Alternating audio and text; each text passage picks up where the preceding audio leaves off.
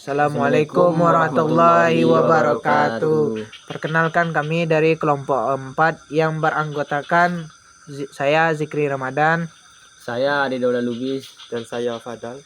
Baiklah, kami akan menjelaskan tentang materi sosialisasi dan pembentukan kepribadian. Satu, definisi sosialisasi. Definisi sosialisasi adalah proses pembelajaran dan adaptasi individu terhadap norma, nilai, dan perilaku berlaku dalam masyarakat tempat individu tersebut hidup.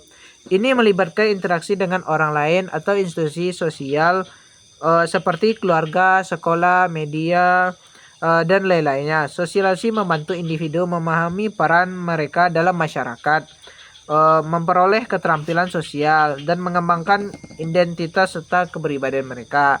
Yang kedua yaitu fungsi-fungsi sosialisasi.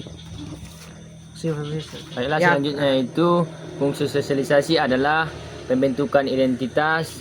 Sosialisasi membentuk individu memahami peran dan identitas mereka dalam masyarakat. Yang kedua yaitu pembelajaran norma dan nilai. Individu belajar norma-norma sosial serta nilai-nilai yang dianggap penting dalam masyarakat. Yang ketiga yaitu pembentukan hubungan sosial. Sosialisasi membentuk individu membangun hubungan sosialisasi yang positif dengan orang lain. Yang keempat yaitu penyesuaian sosial. Individu belajar bagaimana berinteraksi dan beradaptasi dengan lingkungan sosial mereka. Yang kelima yaitu pembentukan keterampilan sosial. Sosialisasi membentuk mengembangkan keterampilan komunikasi, kerjasama dan pemecahan masalah. Yang keenam yaitu perpetuasi budaya. Sosialisasi membentuk, meneruskan dan melestarikan budaya, tradisi dan nilai-nilai yang ada dalam masyarakat. Selanjutnya yaitu macam-macam sosialisasi. Baiklah, macam-macam sosialisasi. Satu, sosialisasi primer terjadi pada masa awal kehidupan individu, terutama melalui interaksi dengan keluarga. Ini melibatkan pembelajaran dasar tentang bahasa, norma, dan nilai-nilai masyarakat. Dua, sosialisasi sekunder terjadi ketika individu mulai berinteraksi dengan lingkungan sosial yang lebih luas seperti sekolah, teman sebaya, dan kelompok sosial lainnya. 3. Sosialisasi formal terjadi melalui proses pendidikan formal di sekolah, universitas, atau pelatihan kerja. Ini melibatkan pembelajaran yang terstruktur dan terencana tentang nilai-nilai, keterampilan, dan pengetahuan yang dianggap penting dalam masyarakat. 4. Sosialisasi non-formal terjadi di luar konteks pendidikan formal, seperti melalui organisasi sosial, klub atau kegiatan ekstrakurikuler. Ini dapat mencakup pembelajaran keterampilan praktis, nilai-nilai sosial, atau pengalaman keagamaan. 5. Sosialisasi informal terjadi melalui interaksi sehari-hari dengan orang lain, termasuk anggota keluarga, teman-teman, tetangga, dan kolega. Ini seringkali tidak terstruktur dan dapat berupa contoh-contoh nyata atau model peran. 6. Sosialisasi massa terjadi melalui media massa seperti televisi, internet, dan media sosial, di mana individu terpapar pada budaya populer, nilai-nilai sosial, dan persepsi tentang dunia. Selanjutnya yaitu agen-agen sosialisasi dalam masyarakat.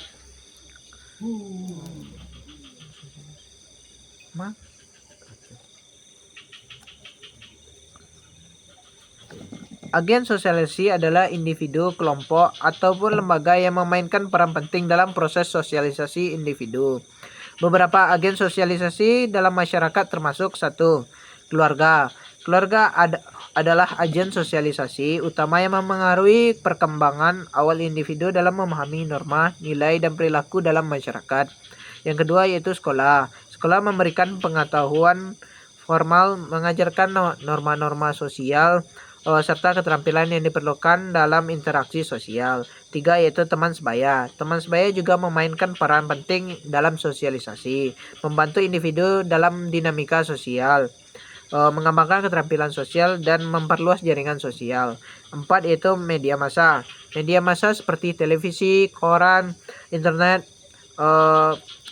juga mempengaruhi perspektif individu tentang dunia dan memperkenalkan pada budaya populer, serta nilai-nilai yang dijunjung oleh masyarakat. 5 yaitu agama. Institusi keagamaan memainkan peran dalam membentuk nilai-nilai moral dan etika, serta mengajarkan perilaku yang dianggap benar menurut keyakinan dan kepercayaan masing-masing.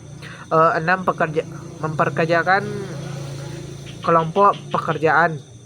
Di tempat kerja, individu belajar etika kerja, tanggung jawab, dan cara berinteraksi dengan rekan kerja dan atasannya, termasuk juga kedisiplinan. Setiap agen sosialisasi memberikan kontribusi unik dan dalam membentuk individu yang membantu mereka berinteraksi dengan masyarakat. Yang selanjutnya yaitu hubungan sosialisasi dengan pembentukan kepribadian. Sosialisasi dengan kepribadian.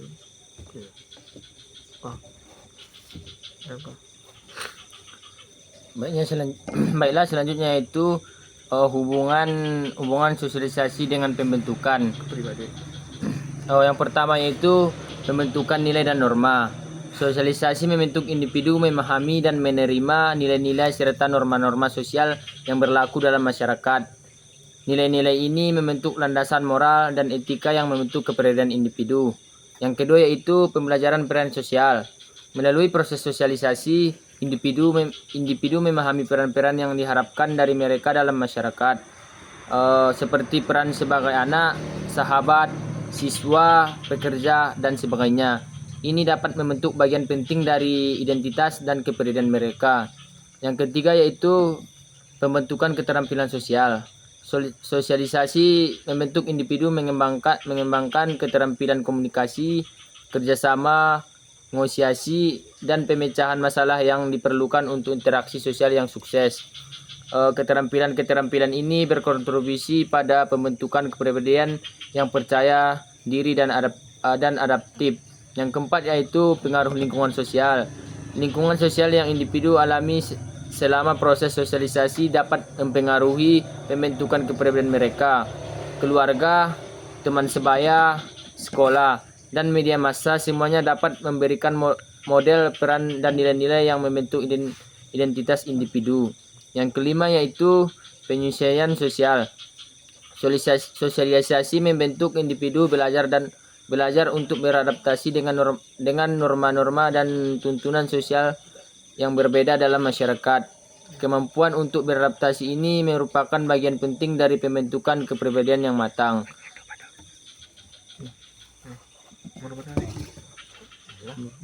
Kepribadian deh.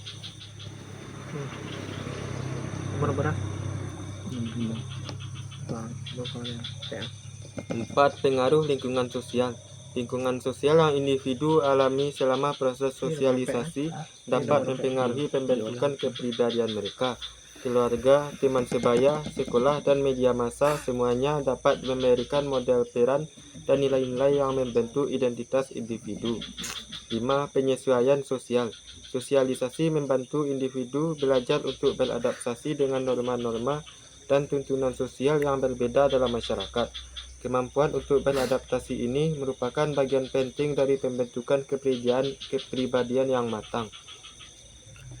Sekian presentasi dari kami. Kami sudahi dengan membacakan Alhamdulillah. Alhamdulillah. Kami sudahi dengan membaca Assalamualaikum warahmatullahi wabarakatuh.